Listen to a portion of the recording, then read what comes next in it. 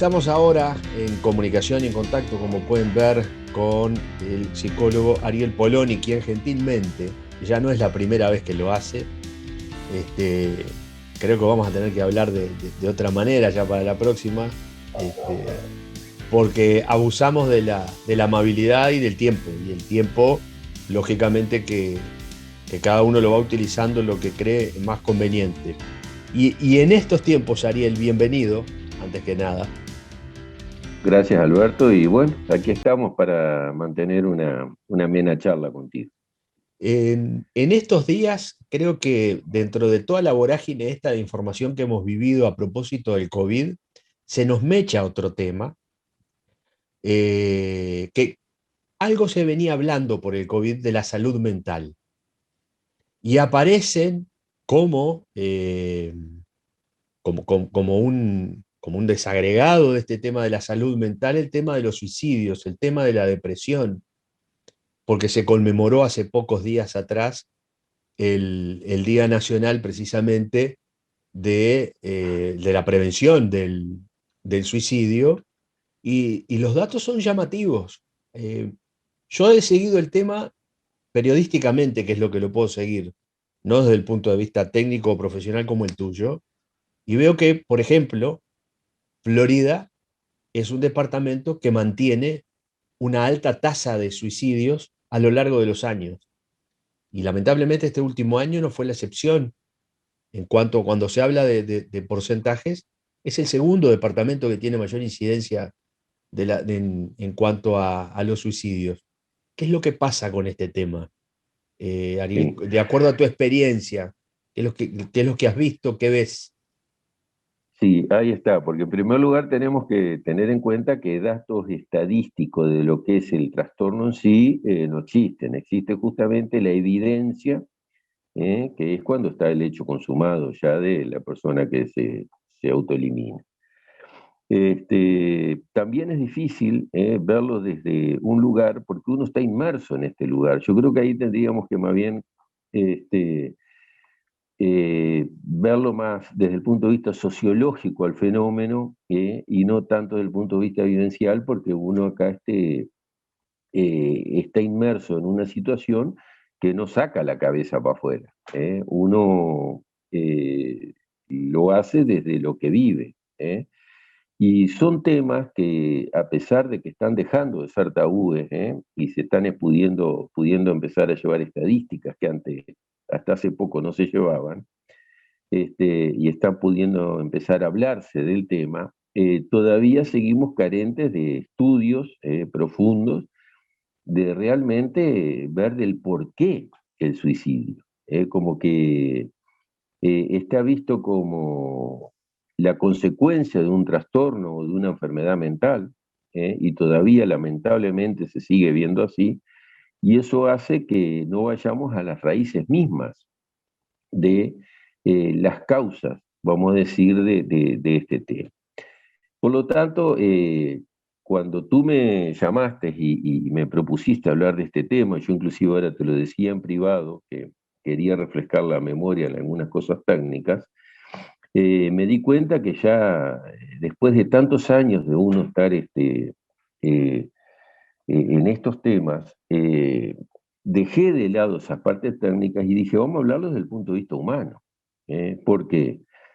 Porque el que se suicida no es un suicida, el que se suicida es una persona. ¿eh? Y esa persona tuvo sus razones por el cual hacerlo. Y por lo general, la persona que se suicida, por lo general, ha buscado ayuda ya con psicólogos, con psiquiatras, con médicos, ¿eh? Muchos de ellos, y ahí es donde uno ve, y creo que la salud ve en general, la carencia que tenemos o las imposibilidades o las incapacidades o todavía la falta de un conocimiento acabado sobre cómo poder ayudar a esa gente que termina tomando una decisión de autoeliminarse. Así que el hecho que Florida cumpla con determinados criterios, que pasa a ser el que está entre los primeros lugares del Uruguay, yo no te lo puedo que explicar, eso habría que ver quiénes hacen los estudios, qué más estudian, además de los datos estadísticos. Habría que verlo. Yo te puedo dar una opinión muy subjetiva con respecto a estos temas, pero creo que no sería difícil poderlo generalizar como causas de suicidio.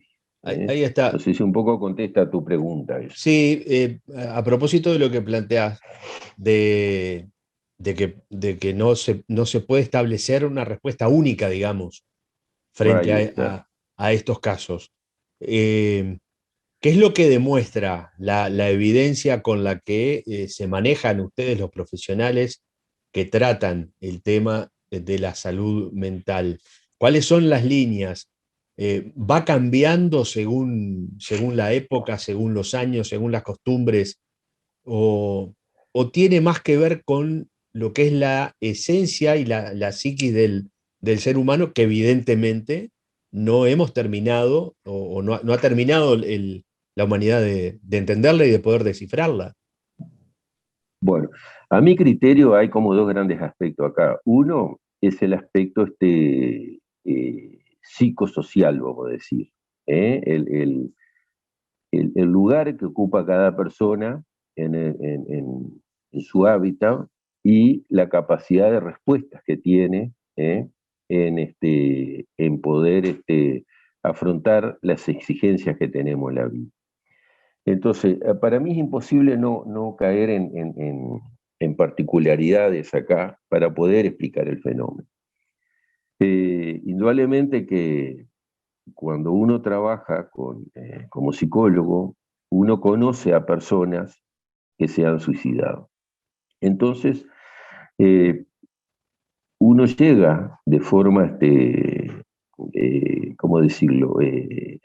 Intentando encontrar las causas por las cuales la persona termina tomando esa decisión. Y desde mi punto de vista, vamos a dejar lo técnico de lado. La persona que se suicida, en primer lugar, no es un enfermo. O sea, tenemos que empezar a descartar que la depresión es una enfermedad. E inclusive hay cantidad de países que la depresión no es una enfermedad. Y acá, lamentablemente, a mi criterio, está vista como una enfermedad. Sí, La perdón depresión que es, te interrumpa, pero creo que sí, así es como se ha planteado. Si uno analiza, yo lo he manejado más de una vez, y te dejo tomar un mate, así podés ahí seguir está, dale. respondiendo. Eh, en Uruguay nos manejamos con términos futboleros y todo se Sí, compara con el fútbol. Pasó con la pandemia y lamentablemente en estos últimos días o en estos últimos tiempos, el suicidio de deportistas y en particular de futbolistas ha servido como para mover un poco el árbol a ver si cae algún fruto, es decir, si, si de algo nos sí, sirve como para darnos cuenta de que hay que prestar atención a este tema. Y algunos sí. justamente toman la depresión y nos dicen, la depresión es una enfermedad. Me estás planteando como que no es tan así. ¿Nos podés explicar un poquito Seguro, ¿qué cuál pasa? es? Si yo lo veo como una enfermedad, Alberto, justifico la decisión del hombre o de la mujer, no sé, de la persona. Y yo no quiero justificar la decisión de esa persona. Si yo lo veo como una enfermedad, a mí me tranquiliza, a mí ser vivo me tranquiliza que él se mató porque estaba enfermo. Entonces se entiende que se haya matado porque estaba enfermo. Y no es así. Este, tenemos que sí verlo como un trastorno a nivel del pensamiento. ¿Y por qué un trastorno? Porque es la idea que se hace la persona, y yo inclusive hasta dudo que sea un trastorno. Yo hoy estoy en una posición con respecto al suicidio de respeto absoluto a la toma de la decisión que hace una persona de hacer algo por algo. Y mi ignorancia o la ignorancia de los demás, de no saber por qué lo hace, nos lleva a creer que hay un enfermo. No, no hay un enfermo. Hay una persona que está en sus cabales, que ha tomado una decisión por algo. ¿Que sus ideas lo llevan a tomar esa decisión? Sí. Ahora, ¿por qué? Por eso que hay que ver cada caso específico. Y yo te puedo especificar algo, que si algo he concluido en estos años del por qué una persona se mata, hay una causa común, y es querer dejar de sufrir, es querer apagar la cabeza.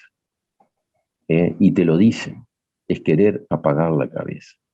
Y ellos entienden que la única forma que pueden apagar la cabeza es no existiendo, no es no matándose, no es matándose, es no existiendo. Y son personas que han estado en psiquiatra, han estado en psicólogo, han estado en médico, han estado en curanderos, en curas, pastores, en todo lo que vos quieras. Y ninguno hemos sido capaz de ayudar a estas personas a apagar la cabeza. Ahora, ¿qué es lo que tiene la cabeza? Tiene sufrimiento. Y ese sufrimiento que puede ser ocasionado, ahí sí, por diferentes factores, diferentes causas. Acá hubo el año pasado o el otro, yo no recuerdo bien, un señor de campo que salió del hospital y se pegó un tiro en su camioneta.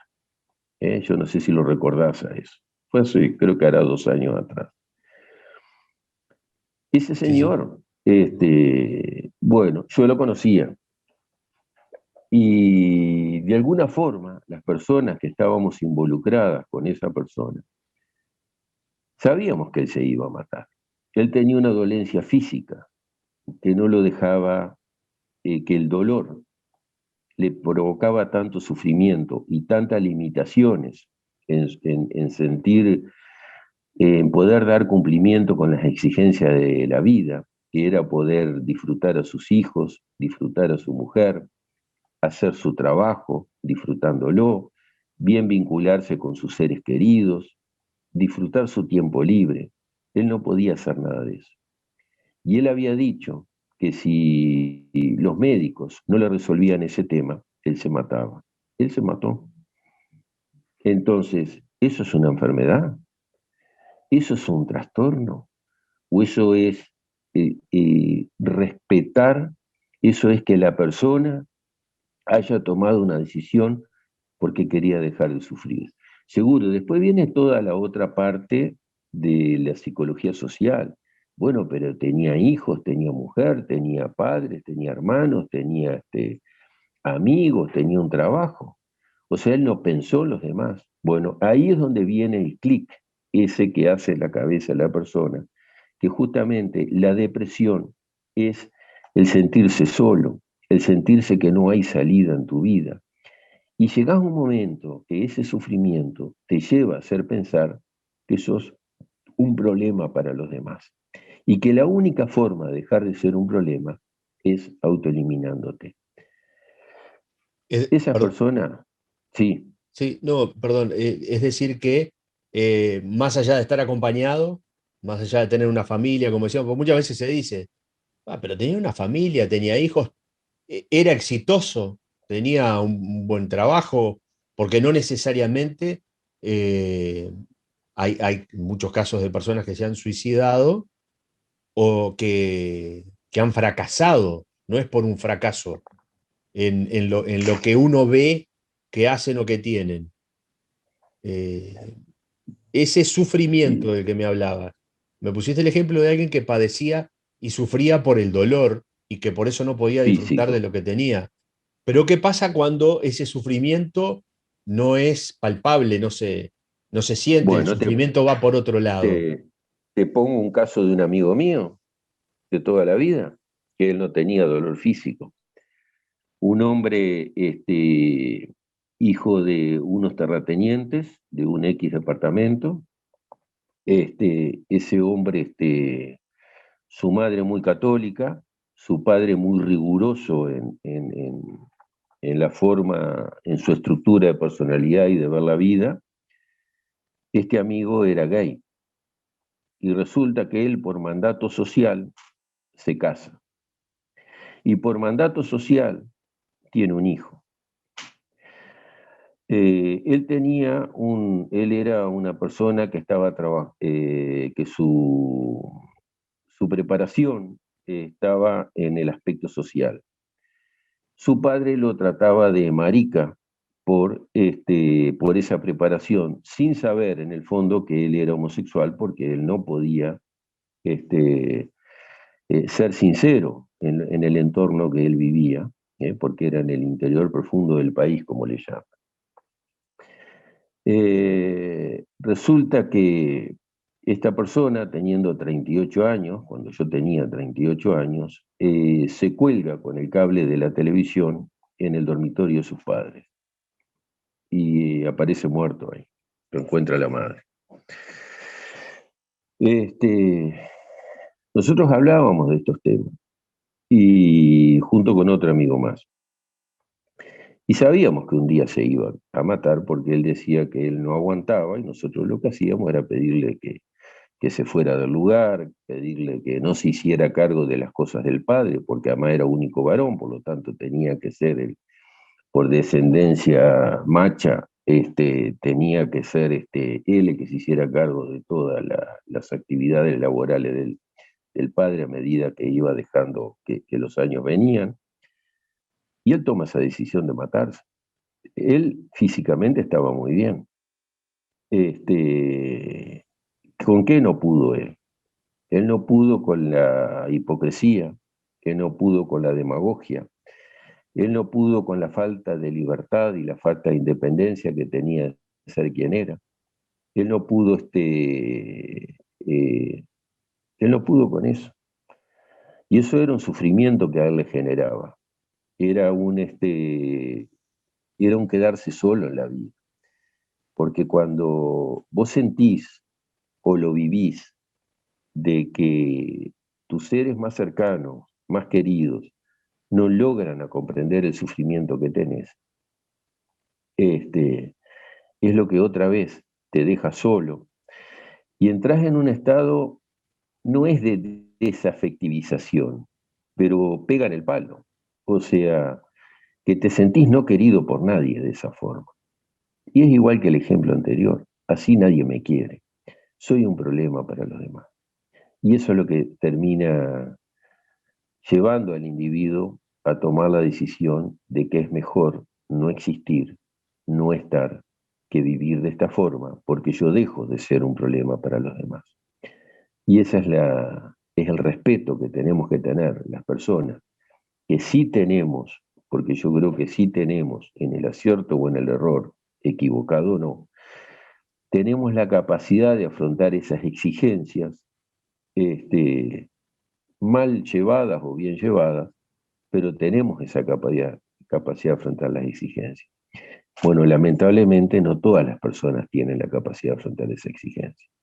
Entonces, la depresión no es una enfermedad, la depresión no es otra cosa que un estado de ánimo de la persona que lo arrincona de tal forma su propio pensamiento y su propia incapacidad de poder dar respuesta a esas exigencias de la vida, y eso lo lleva a tomar la decisión.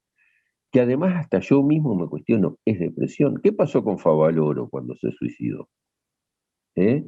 ¿El tipo se deprimió? No, el tipo no se deprimió. El tipo dejó una carta y la dejó clarita porque se mataba. Menem, el tipo, ¿qué había dicho? Yo no voy a sacar ganancias de este conocimiento del bypass. A mí ponemos una clínica que yo atiendo a todo el mundo gratis.